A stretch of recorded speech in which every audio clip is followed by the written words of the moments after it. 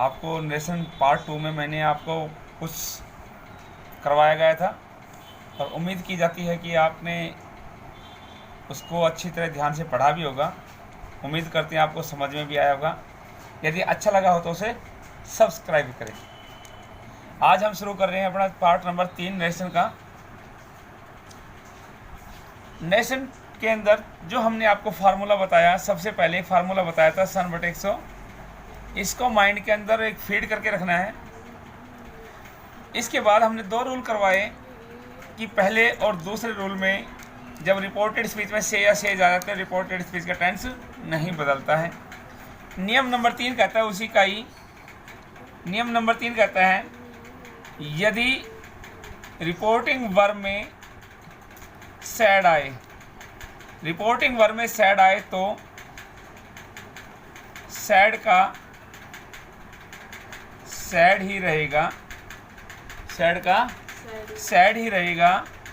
Coma inverted solve करते होगा, मतलब सोल्व करते समय कोमा इन्वर्टेड कोमा को हटाकर, कोमा इन्वर्टेड कोमा को हटाकर क्या लगाएं, दैट केवल सैड आए। रिपोर्टिंग वर्ब में सैड आए तो सैड का सैड ही रहेगा और कोमा इन्वर्टेड कोमा को हटाकर क्या लगाएं, दैट।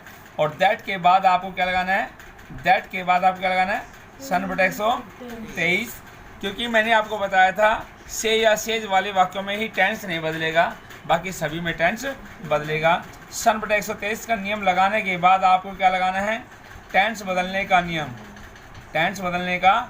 ये चाहे कहीं भी हो, हमें दैट के बाद इनका सन/123 का तब प्रयोग करेंगे जब रिपोर्टेड स्पीच में कोई पर्सन होगा। और टेंस बदलने का नियम, टेंस कहीं भी लिखा हो, टेंस का मतलब है हेल्पिंग वर्ब या वर्ब, उनको चेंज करें। और इसके अलावा कोई चेंजिंग वर्ड है तो उसको चेंज कर सकते हैं, अदरवाइज नहीं करेंगे, बाकी वैसा का वैसा रहेगा। जैसे ही said comma inverted comma began I am a doctor comma बंद। हमने कहा सैड आए तो सैड का सैड ही रखना है, क्या हो जाएगा, ही सैड कोमा इन्वर्टेड कोमा को हटा। हमने क्या कहा, सैड आए तो सैड का सैड रखना है, कोमा इन्वर्टेड कोमा को हटाकर क्या लगाना है, दैट। कोमा इन्वर्टेड कोमा को हटाकर क्या लगा दीजिए, दैट। और दैट लगाने के बाद क्या लगाना है, सन/123। और सन यानी कि दैट तक तो हमारी रिपोर्टिंग वर्ब होती है, उसके बाद शुरू होती है रिपोर्टेड स्पीच। और सन/123 का नियम तब लगाएंगे जब रिपोर्टेड स्पीच में कोई पर्सन होगा। पर्सन यहाँ पर क्या है, आई। आई नियम के अनुसार आई कौन सा पर्सन है, चेंज इनटू सब्जेक्ट। सब्जेक्ट कौन है, ही। यहाँ पर सब्जेक्ट कौन हो गया, ही। अब हमने क्या कहा था, से या सेज वाले वाक्यों में टेंस नहीं बदलता है, बाकी सभी में टेंस बदलता है। ठीक है, तो यहाँ पर इजएमआर आ गया, इजएमआर चेंज इनटू वाज वर्ब, तो ही वाज ए डॉक्टर। ठीक है। नियम नंबर 4, ये थोड़ा डिफिकल्ट भी है और वेरी इंपॉर्टेंट जो रूल है यही है इसका। यदि रिपोर्टिंग वर्ब में, यदि रिपोर्टिंग वर्ब में सैड टू के बाद, रिपोर्टिंग वर्ब में सैड टू के बाद कोई ऑब्जेक्ट आए, सैड टू के बाद कोई ऑब्जेक्ट आए तो का मतलब होता है सोल्व करते समय आए तो सैड टू को टोल्ड या, रिपोर्टिंग वर्ब में ही करना है, टोल्ड या कैसे बदलना है, आस्क्ड में बदले, टोल्ड या आस्क्ड में बदले।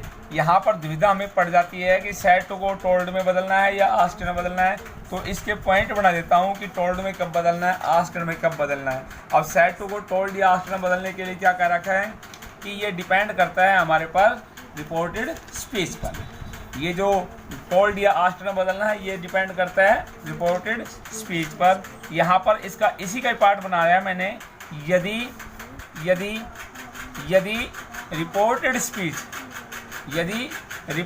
स्पीच सिंपल वर्ड से आरंभ है, किससे वर्ड है, सिंपल वर्ड से आरंभ है, कोई साधारण शब्द है, पर्सन है, सिंपल पर्सन से आरंभ है, तो जब सैड टू के बाद कोई ऑब्जेक्ट आए, रिपोर्टेड स्पीच सिंपल वर्ड से आरंभ हो, तो सैड टू को किस में बदल दें, टोल्ड में बदलें। किस में बदलें, टोल्ड में बदलें। या एक और बता देता हूँ, यदि रिपोर्टेड स्पीच सिंपल वर्ड से आरंभ है, या दूसरी बात है लास्ट में क्वेश्चन मार्क नहीं आए, लास्ट में क्वेश्चन मार्क नहीं आए, सैड टू से आरंभ हो, रिपोर्टिंग वर्ब में सेड टू के बाद कोई ऑब्जेक्ट आए और अंत में क्वेश्चन मार्क नहीं आए तो सेड टू किस में बदले, टोल्ड में बदले। और कॉमा इन्वर्टेड कॉमा को हटाकर, कॉमा इन्वर्टेड कॉमा को हटाकर क्या लगाएं, दैट। और दैट के बाद क्या लगाना है आपको, सन बटा 123। और इसके बाद आपको लगाना है सन बटा 123 के बाद क्या लगाना है, टेंस बदलने का नियम। क्या लगाना है, टेंस बदलने का नियम। इसके बाद कोई चेंजिंग वर्ड है तो चेंज कर दो, अदरवाइज मत करो। ठीक है, नज़दीकी वस्तु की दूरी बताने के लिए चेंज हो सकता है, वैसे चेंज नहीं होगा। दूसरा रूल है कि आस्टेंड में बदलना है।